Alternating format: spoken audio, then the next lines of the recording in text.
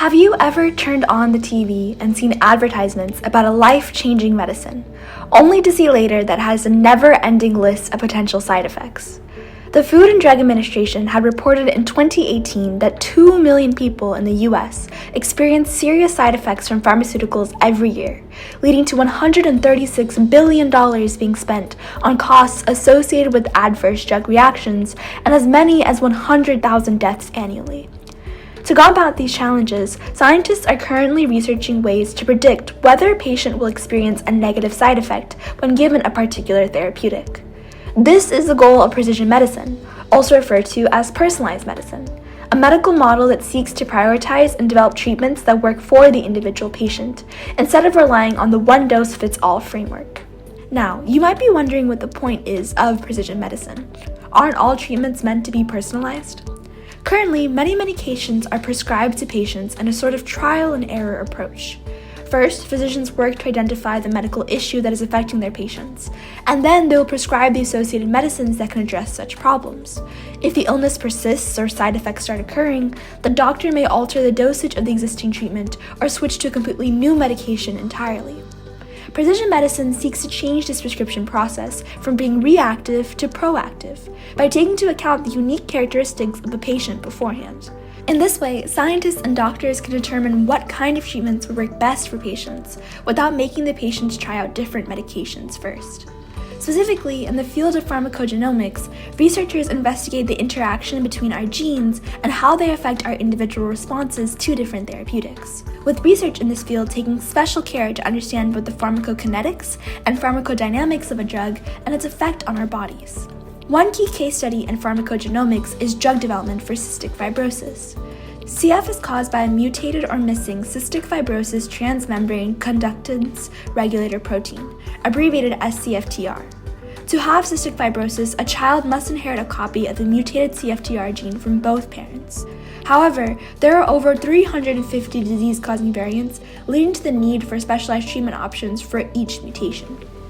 For example, one variant of the gene closes the CFTR protein, preventing the movement of necessary particles across the cells. The drug Avacaftor seeks to open these channels to help with cellular transport, but for CF patients who don't have these channels in the first place, such medication would be unhelpful. Thus, genetic testing is extremely important to understand which genetic variant a CF patient has and which treatments will work best for them. The CF gene was first identified in 1989, and during that time, genetic tests used to confirm diagnosis were not so reliable. However, as explained by Texas Children's Hospital, a positive genetic carrier test for CF nowadays is more than 99% accurate. This means that an individual who does have an altered copy of the CF gene will receive a positive result for the genetic test 99% of the time. It should be noted that although this test picks up about 90 to 95% of all CF gene mutations, it does not check for every known CF variant. In fact, many of the variants that are included in the screening panels are overrepresented in Caucasian populations, with researchers from the School of Medical Sciences and the University of New South Wales noting that such panels do not represent the full spectrum of disease-causing variants and underrepresented ethnic groups, which can lead to delayed diagnosis and poorer health outcomes for such populations. Vertex Pharmaceuticals sought to address these functional limitations of CF genetic testing by developing a combination therapy for CF in 2020 that contained the aforementioned Avacaftor drug along with 2 additional medications, Elexacaftor and Tezacaftor, to treat patients with CF. This combination therapy is able to treat CF patients who are at least 2 years of age and who have at least one mutation in the F508 del gene, regardless of their second mutation type.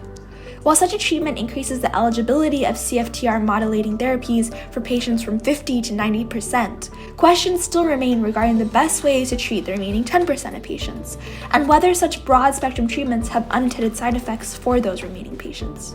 At the end of the day, the goal of precision medicine is to make medicines that work for instead of against our bodies. Therefore, in addition to discussing the aforementioned limitations of genetic testing, it's important for the public to understand the varying levels of accuracy of different tests. This is why clear communication and trusting relationships between physicians and patients become extremely important, as patients should feel like they can turn to their doctors to help them understand what a genetic test result means.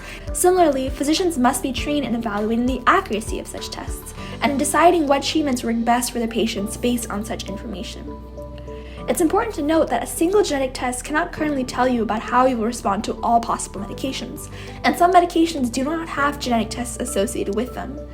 Consequently, more work needs to be done in the field of pharmacogenomics and precision medicine to improve upon the predictive mechanisms that we rely on to make decisions about what treatments will work best for patients. In doing so, we'll be able to ensure that the resources and time we dedicate to developing new treatments truly help the individuals we create them for.